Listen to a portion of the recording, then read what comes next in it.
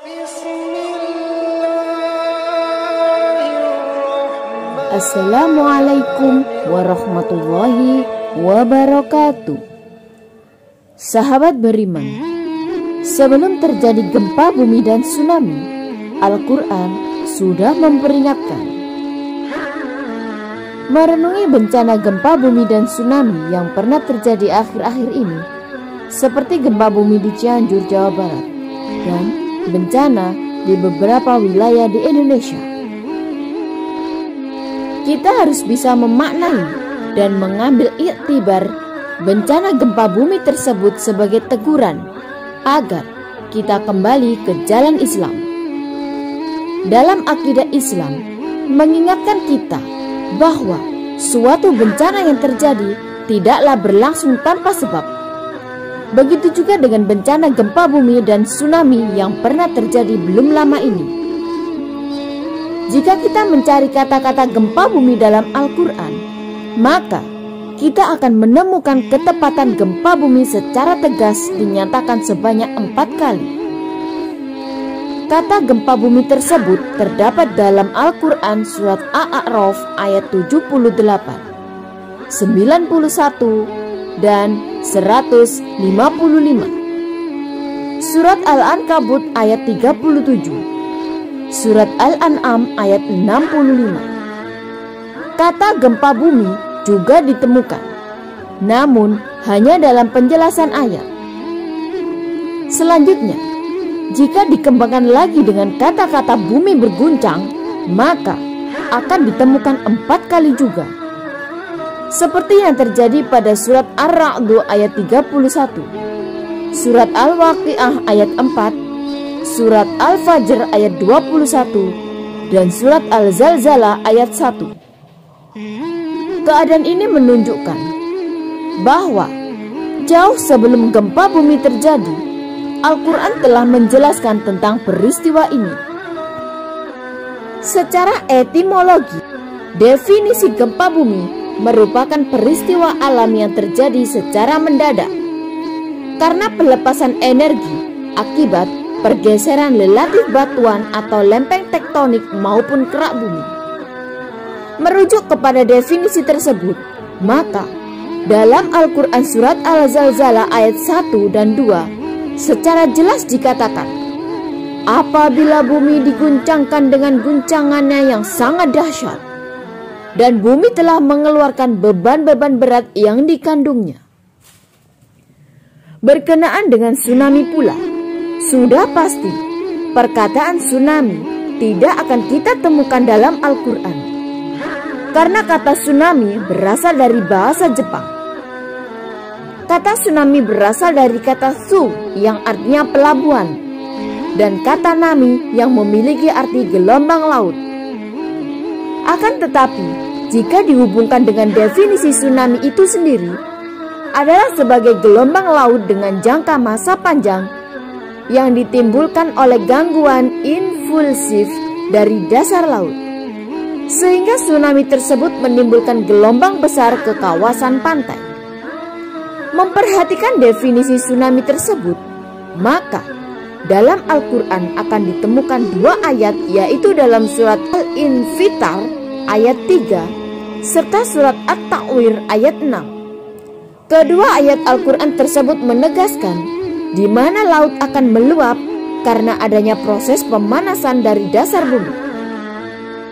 Menurut teori, gangguan impulsif adalah seperti gempa bumi tektonik, erupsi vulkanik, dan longsor, sehingga tsunami bisa menyebabkan terjadinya bencana di darat dan di laut.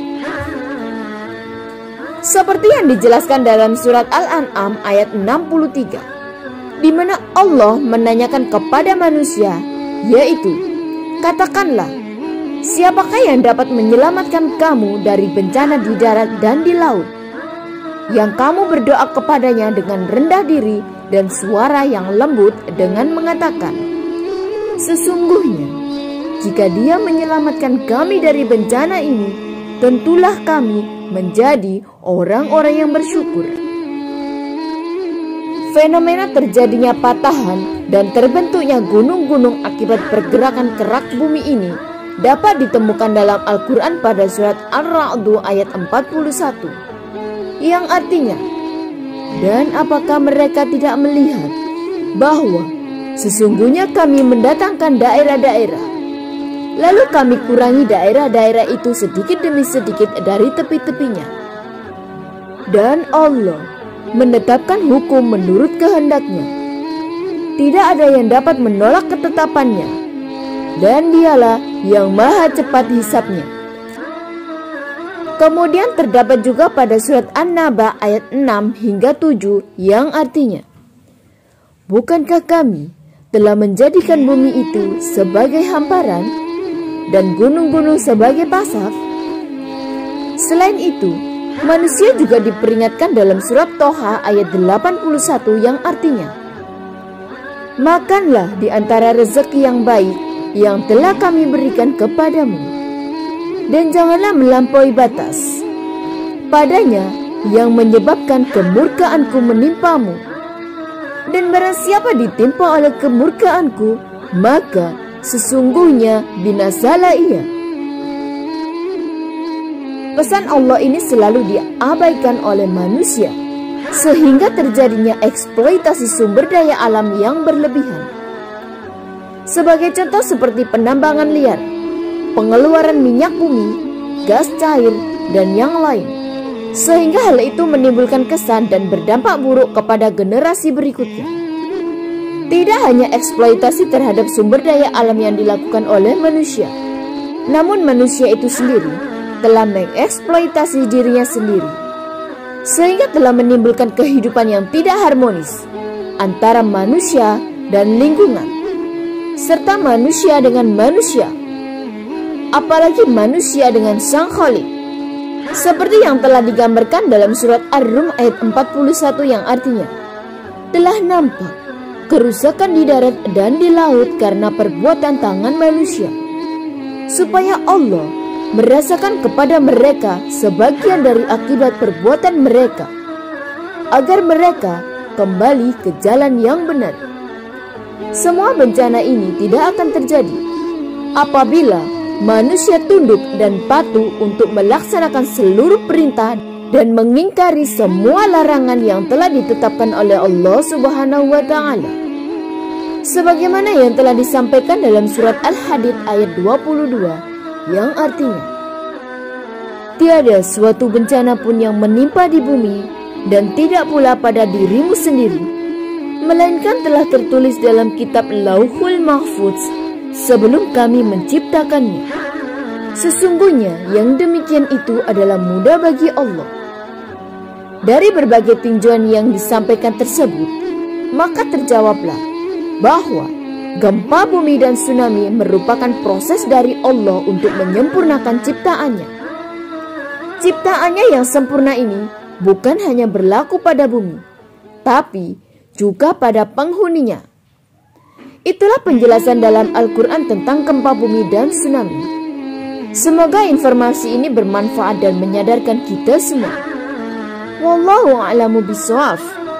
Semoga kita semua tergolong orang-orang yang selamat. Akhirul kalam, wassalamualaikum warahmatullahi wabarakatuh.